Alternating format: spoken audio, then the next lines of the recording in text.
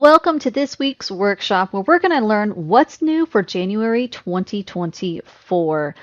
Hello and welcome to Workshop Wednesday with MeasurementMarketing.io. My name is Julie Brody, the Director of Measurement, and I have been building actionable dashboards for a really long time. And that was in the real world with manufacturing. And eventually, I started doing stuff on the online world with dashboards, became a measurement marketer, then started teaching measurement marketing to people like you. And I'm still an account manager for all of our dedicated measurement management clients as well as lead instructor. So I get to see a lot of other different type of implementations. So does everyone else on our team. So if you have questions, feel free to reach out to us. We'd love to help you. Love to help you get unstuck because we all love puzzles to solve. It's kind of exciting for us. So please reach out to us. We'd love to hear from you. Now, as we go through this particular workshop, remember the one thing rule. So don't try to grab everything. Just grab one thing, take it, make it your own, learn it, absorb it, grasp it, turn it into something you can use, and then come back and get something else. So that way it's not so overwhelming. And we encourage you to do that with every sort of little training that you go through that is ours or somebody else's. So let's go ahead and get started with what's new for January 2024. As always, before we start, we're going to go ahead and run through our measurement marketing framework. This is the foundation of all things measurement marketing. And if this is really new to you, then we have a free course that I'll tell you about here in just a moment that walks you through in depth of what this is and how this really can help you go from what we call marketing in the blind or that chaotic marketing to be able to reliably grow those revenue and profits, meaning you know what button to push, lever to pull. You know what to do that's going to get you the results that you want to do. There's no more of this, what we call throwing spaghetti against the wall in order to see what sticks and see what's going to get you results. So it starts out with a plan, then you go to build and then launch. And inside your plan, you have to know what question to ask, the information to answer those questions properly, and then the actions to take. And this is truly, truly, truly, if I can give you one tip to take away today, even if you don't watch the rest of this video, this is the foundation. If you're not doing this, you are always going to be kind of one step forward, two steps back, or barely moving inside your measurement marketing skills. You always have to know your plan, and it's something that people skip all the time. So I highly encourage you, if you haven't watched the framework course, which we call the Win the Measurement Marketing Framework, you want to go through that. So then you go on to your build, which is results, traffic, and story, where you need to understand the results that you're getting, the traffic that is doing that, and then the story that it is telling you so that you can go into your launch where you listen, forecast, and optimize. And those are pretty obvious. You're going to listen to the story, you're going to forecast, and then you're going to optimize. And you're going to do this over and over and over again and continually level up your measurement marketing skills. And again, knowing exactly what to do to get you the results that you need to continue to grow and move forward. Let's go ahead and talk about what's new for January 2024. And let's go ahead and start with Google Analytics 4.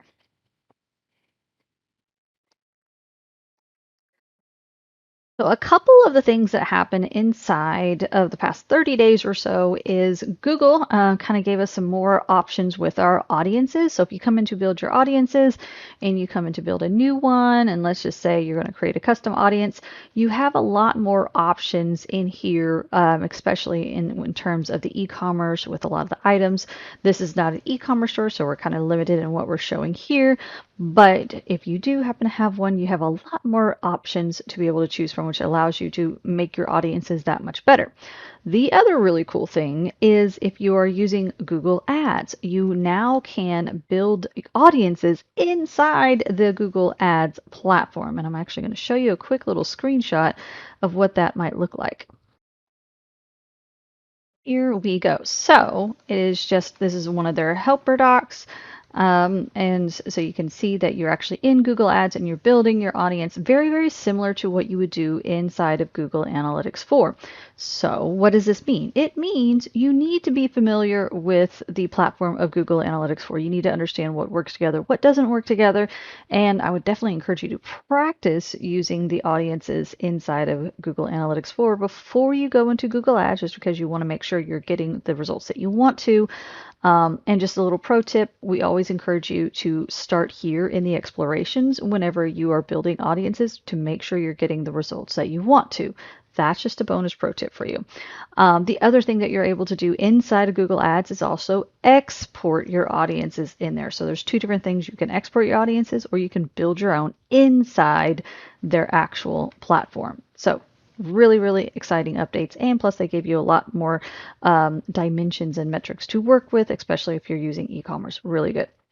Now, the next thing that happened the past 30 days or so, and it's will probably be ongoing. So we have some workshops that are coming up for you that's going to kind of guide you through this.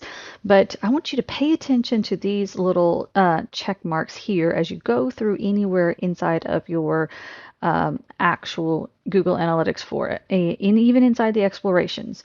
So you can possibly get a green check mark, which means all things is good. There's no sampling, there's no thresholding, there's none of that stuff.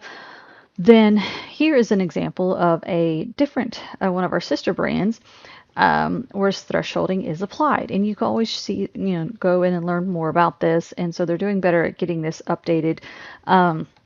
Like I said, we're going to have a workshop here in the next month that's going to walk you through what is the difference. How do you troubleshoot this? Should you troubleshoot this? Is this something you have to worry about? What do you do?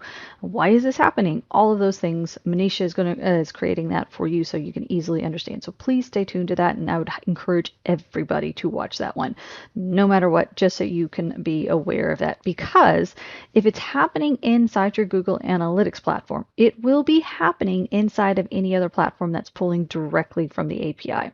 It is one of those things that honestly that there are some other troubleshooting things, but a lot of us will have to make sure that we're in BigQuery to avoid this. Again, that's not everybody, and there are other things you can do to kind of just adjust and move around. So if you don't want to do that just yet, no worries. Manisha is going to tell you what you can do, but just be aware. The only thing you actually need to take now is be aware when you're coming in here. Note if you're seeing these caution symbols, and if it's needs something you need to address or not. So that is probably the biggest update that happened that you can see there. The other updates that happened probably don't apply to most of us is that for the Campaign Manager 360, Display and Video 360, and Search Ads 360, there were some new reports. I'm actually going to show you the documentation so I don't have to spill all this out. So again, doesn't apply to most of us here. But just so you know, there are some updates and changes going on for this platform as well. And those are your updates for Google Analytics 4. Let's go ahead and jump into what's new with Tag Manager.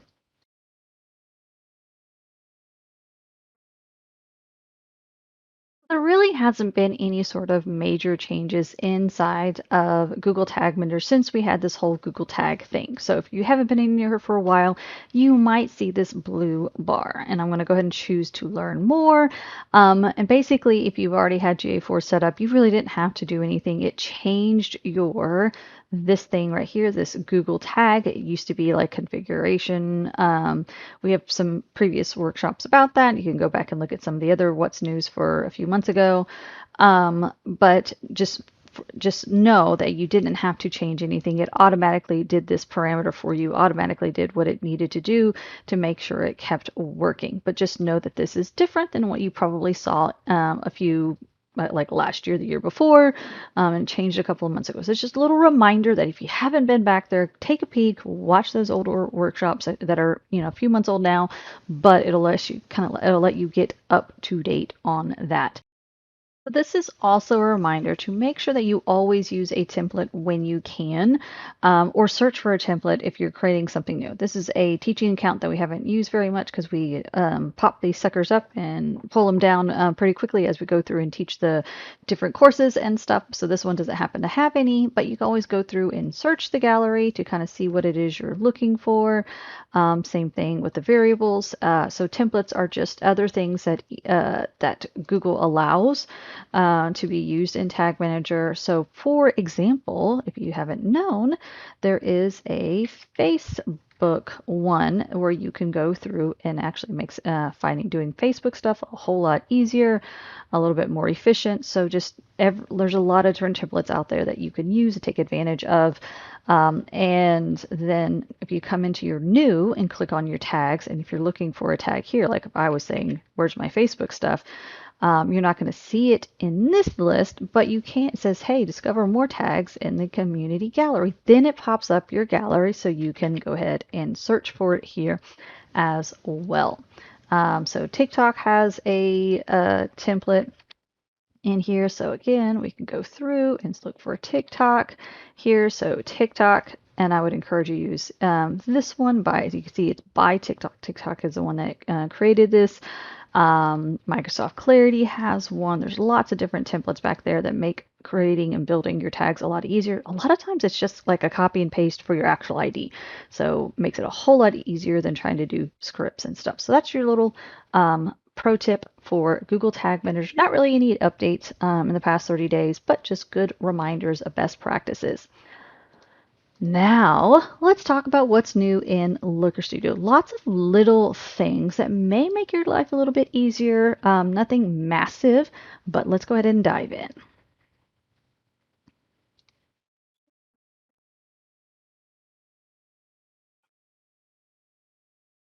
So, one of the first updates that we were seeing in the past 30 days was something that you now can, it says you can transpose your tables. So, if I go have a table here, and by default, we're vertical, is what it is. And usually you would see this with a chart, is kind of where that you probably like, that's always been there, but it was with the charts.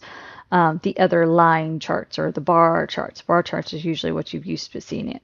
Now they're just using the same symbols to say, hey, do you want to transpose this? You can change it to horizontal. So as you can see, that's not very useful.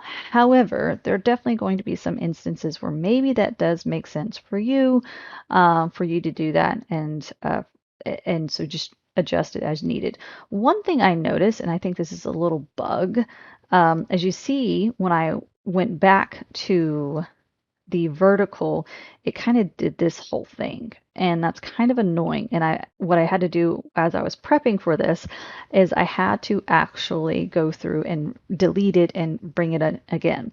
Now, I want to show you something. If you don't want to have to redo that, you should be able to turn this off and then it pops back to itself. So we're going to actually show that again just because I think it's a little bit of a bug.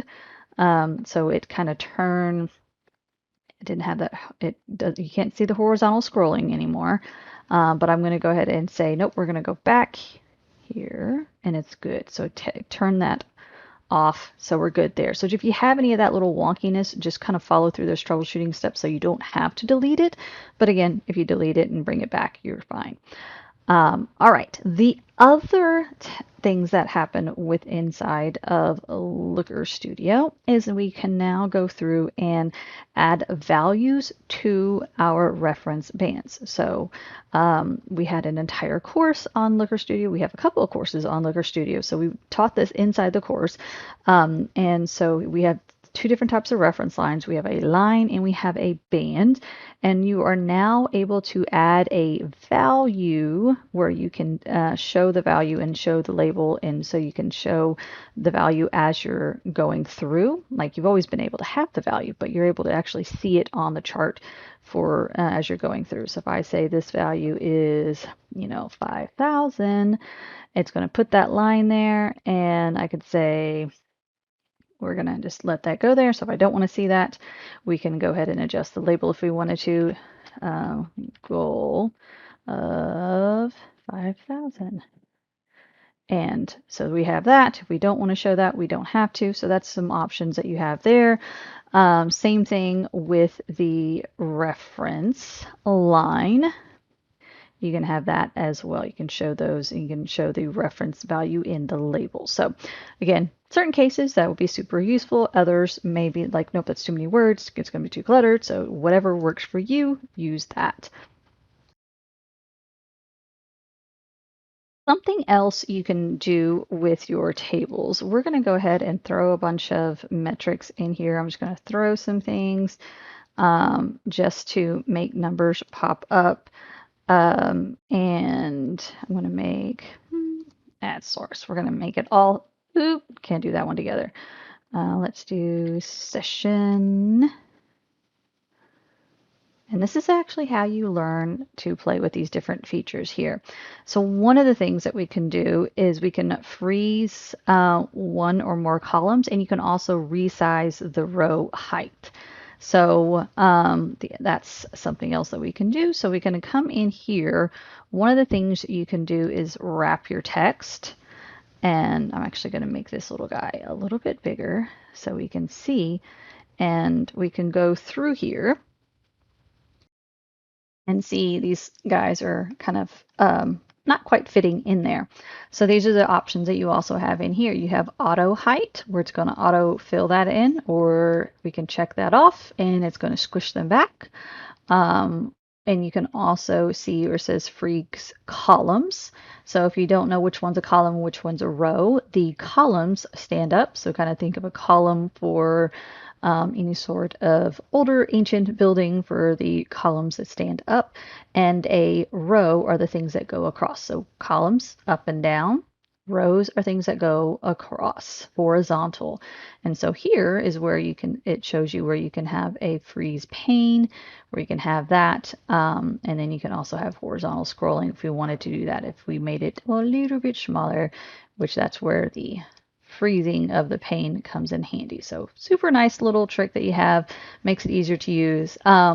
One little note that if you have someone that maybe not as familiar with Looker Studio, maybe not would use that feature too much of the horizontal scrolling or the freezing pane if they're not used to using it, just because they might not, it might not be as intuitive for them. So make sure that if it's something that you're going to choose to use for yourself or someone, for a client or a stakeholder, something like that, make sure they know that they can actually do that, so it's not like they're missing the data and not seeing the full picture. So even though it is really cool, I'm not particularly a fan of it for client dashboards. Maybe if I wanted it for myself just to keep things compact, I might do it. But again, the dashboard should be easy and quick to read, and hiding things behind a freeze pane, not really satisfying that. So again, cool feature, maybe very unique cases we might use this, but for the most part, we probably won't. Another cool thing that Looker Studio has allowed you to do is you now can have connecting dots on a map. You basically show different points in order. And so you can, if you know, we've had people suggest, oh, it could be for distribution, or it could be for, you know, there's lots of different options. Most of us probably won't need to use this, but again, cool little feature. Maybe your kids have a project at school that this could be useful for them to be able to use that. So just a little fun note there. We were also given the option for new lines on our chart, and I just want to show you where I would expect this little thing to be. It says we now have access to stepped lines. I would expect it to be in here because it's talking about the formatting of the line, and I feel like this is a mistake where they put it. They actually put it here. Does not make sense to me why they didn't put it here. So just know if you're looking for this stepped line, it is not where you would expect it to be. It is actually here. Who knows if they actually will eventually put it under the drop down. So just kind of be aware that maybe they'll kind of think like, oh yeah, that makes more sense to do that. So just know that it's there. You have that option. You know, again, it's all up to preference. If you have a client that has brand standards of really sharp angles, 90-degree angles everywhere, and that is their brand, this might be a great look for them to be able to have that instead of the swoopy lines like this. So that could be a very great use case for that there. Also, real quick, if you have Search Ads 360, you have some new metrics available to you. So always go through and refresh your data sources. And I'll show you how to do that real quick. If you click on your little pencil icon, you can always click on refresh to see if there's any changes. If you do see changes, it'll be something like, these were added, these were removed, so that way you know if you have all of the most current and most recent available dimensions and metrics available to you. So always do that with all of your data sources, especially the ones we tell you that there's new stuff. So again, it's new Search Ads 360 has some new metrics available to you to use if you have that as a connector. And finally, one of the other updates that Looker Studio had is if you are familiar um, with these creating a new calculated fields, you do have a little bit more options. It says when you can now group calculated fields. So this is a little bit more advanced. And so I'm not going to go into too many details, but just know if you are super nerdy and you understand SQL, there are some more options for you with grouping these different case statements together, possibly to get you the results you're looking for, to help you along with that. So just know that's an option and that is new. So you could go through and see if that is something you can use. Now, let's go ahead and talk about what's new with the Measurement Marketing Academy.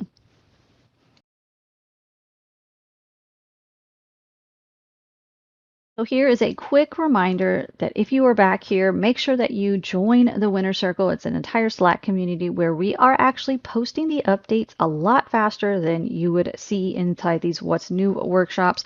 We have the community back there telling us,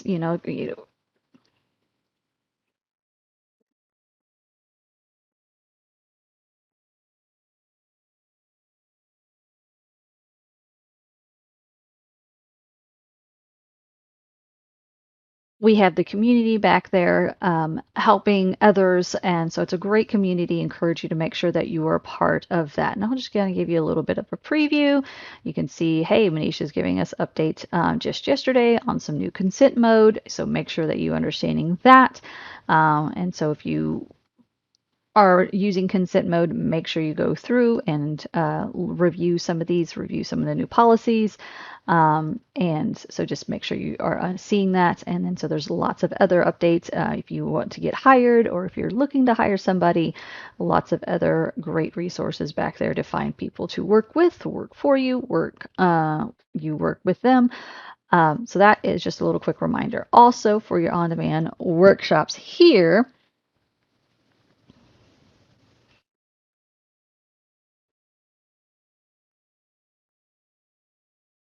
we do have your annual measurement tech for the year. So obviously with all things AI and all kind of other things happening, this is always a great one to watch to make sure that you understand what is possibly going to be the future, what is happening if you haven't kind of kept your ear to the ground. So I encourage you to go through in that. And as promised, we have our sampling thresholding cardinality explained. This is the one that Manisha has for you. So make sure you go through and watch this one to really understand what's going on in GA4 with the sampling, the thresholding, and what's going on in there with those little caution symbols. So definitely encourage you to go through and watch those as well. And of course, anything else that you're looking for as well. What was your one thing? Let us know in the comments below, and don't forget to hit that subscribe button. And if you were wanting to have that course for this entire thing that we call the Measurement Marketing Framework, and you want a bunch of other free tools, you can go ahead and join the Measurement Marketing Academy. There is a free option and a paid option. So if you want to check them out, just go to measure.tips/getacademy or the link below, and you can learn more to see which option fits you best. The free option, what we call the Toolbox membership, gives you the course along with a bunch of free tools. And then obviously the Measurement Marketing Academy has all of the courses, nearly 30 courses, and all broken down in tiny bite-sized bites. You have Ask an Instructor, you have the workshops, you have all kind of other stuff. You have access to the Winner Circle we just mentioned, and so lots of other things. And if you have any questions, don't hesitate to reach out to us. We'd love to hear from you if you have any questions about if Academy is right for you. So that's what's new for January 2024. We'll see you next time.